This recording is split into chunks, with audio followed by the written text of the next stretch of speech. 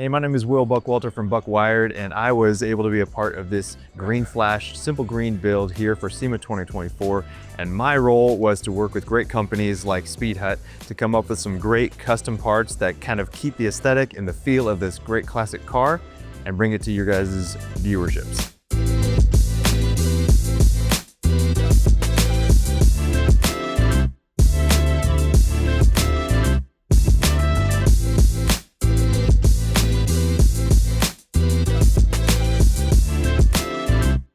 Let's talk about how awesome this car is. Not only the way that it sits with this, I don't even know what to call this classic green, but it is so eye-catching because everything out here is silver, white, black, and everything, and then you have this green flash right here. And it is silent as it rolls up to you because we have taken this supercharged V8 that it came from factory and put a Tesla drive unit in it. Yes, I know it's another Tesla drive unit, but we divorced the inverter and the motor, and we actually put it in between the front wheels because this was a front wheel drive car and we kept it that way. We're gonna show you guys a little bit of how this sits in the motor, being a divorced inverter from a motor. It's a little bit different than what you're used to seeing in an electric motor. So it's pretty cool to see. And what we did was split the battery pack up as well. With a Tesla drive unit, you normally want to use a Tesla battery pack because it gives you the power density and it allows you to have good range on an EV conversion. So we split all 16 modules amongst the chassis. 4 of them are in a box that we call the tombstone right behind the motor and inverter, and it's just sitting right underneath this hood right here, in between the hinges, up against the firewall. Mounted on that is the reVolt contactor box that handles all of your high and low coil controls for switching over your contactors for driving the drive unit. So now that I've let the cat out of the bag, now we can actually see what is going on under here. This is just basically structural right here, and it holds everything kind of together. But what we have right here is the inverter. Now this has been divorced from the drive unit, which normally you have your heavy motor on one side, you have an inverter that handles all the AC to DC or DC to AC, depending on whether you're regenning or taking out power. And it's mated around your 9-to-1 differential. And those differential outputs are right here in between the front wheels.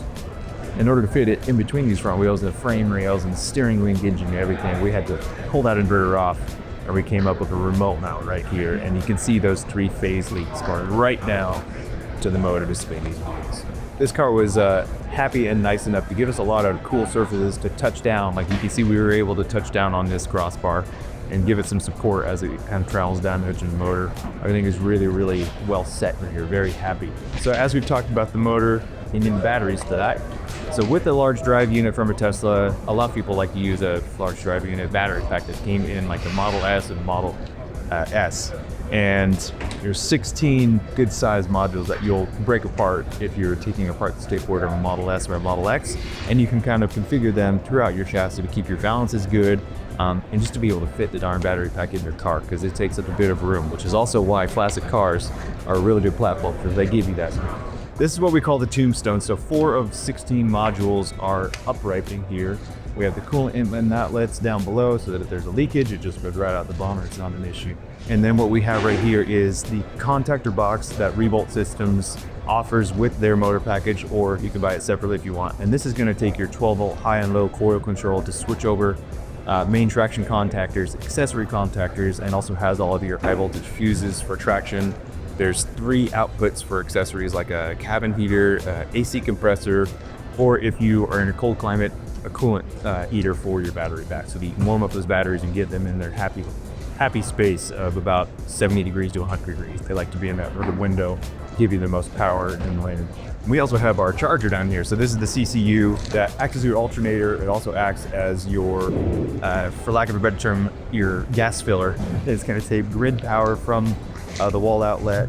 It's going to convert it to DC and through charger battery. So a lot of things happening under the hood right here. When you continue going down, it's pretty hard to see. Just kind of the plan, but kind of a bummer because it really looks good when you can get underneath the start.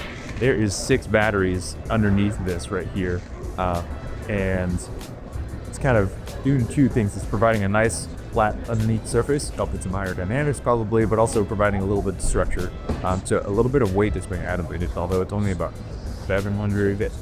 Use a weight comparison on the Cowboy over there, but I think it's about 400 to 700 pounds heavier. It is not that insanely accurate, but it is, and the power that we have. We only use 14 modules, so there is 4 more modules stacked underneath the trunk. Back where the gas tank used to be, we were actually able to reuse some of the mounting points for the gas tank. It's a 2x2 stack of 4 batteries underneath there. And that means we have to run big 2-aught cables, 3/4 inch to 5-inch hoses for all the cooling and everything. There's a lot kind of traversing this chap, but and that's what we did. And what you panned to, we wanted to link good. Was it where you partnered up with Speedhut gauges? This dash cluster right here was able to use the exact gauge pod replications that were stock with it. There's some fun things here like choke and a lot of things that you don't have to use anymore. I think we're going to repurpose these on more instrumentation control. But let's talk about how we were able to reutilize the location of these gauges for the ED platform. A little bit different than what you're used to seeing in a car. Most of the time you want to see them, right behind your steering wheel. It's a quick look down. And so we pulled the very pertinent information that a driver's going to want to watch while taking a road trip, our state of charge, and our speed. We don't want to get tickets and we don't want to run out of juice. So those are right here. Those are the ones that you can see through the steering wheel. And then still important information, but things that can be glanced at less frequently, like your battery temperatures, your motor temperatures, things that have coolant running through them, and there's logistics and there's virtual programming to kind of maintain those temperatures. So they shouldn't be a worry, and if they are, you got to pull over. We have our temperatures. We have actually some fun stuff because we had so much room, and because Speedhut already has a lot of the data for an AEM setup like this, we were able to pull even more needles and have more moving products right here on this tab. So we have motor RPMs, motor temperature, actually power, kilowatt output, and regen input back into the battery pack. Our straight up amps DC poles, our pack voltage, not only a state of charge, but your actual pack voltage, because with lithium batteries, you have when it's at nominal voltage, there's just a kind of a plateau of voltage. And when you get closer to discharge, it'll drop off faster. When you get closer to the top of the charge, it'll ramp up faster. So it is good to be able to monitor that in case the state of charge is not quite figured out yet.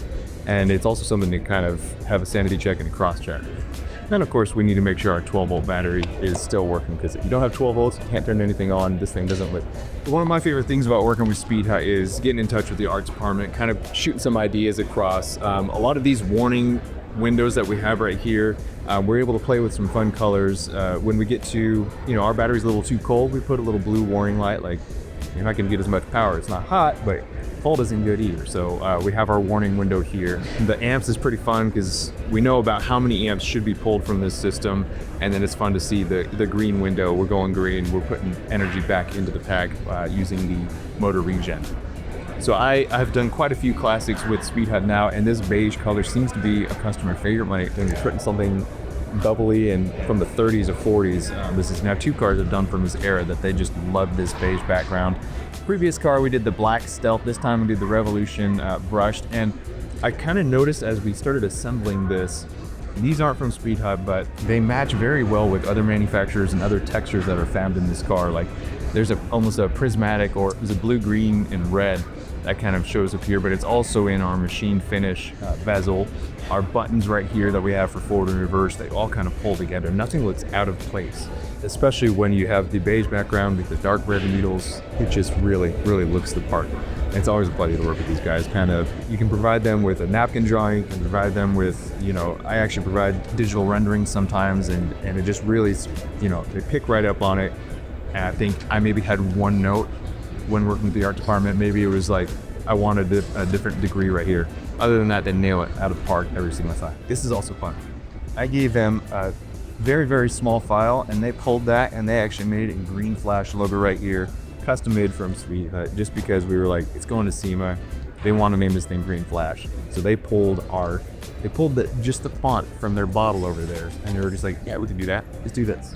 Really happy with the product, really happy with the partners, and I can't wait to do it again next year. So this is the Green Flash here at SEMA 2024. It was great partnering up with Speedhut, with reVolt Systems, and with Simple Green.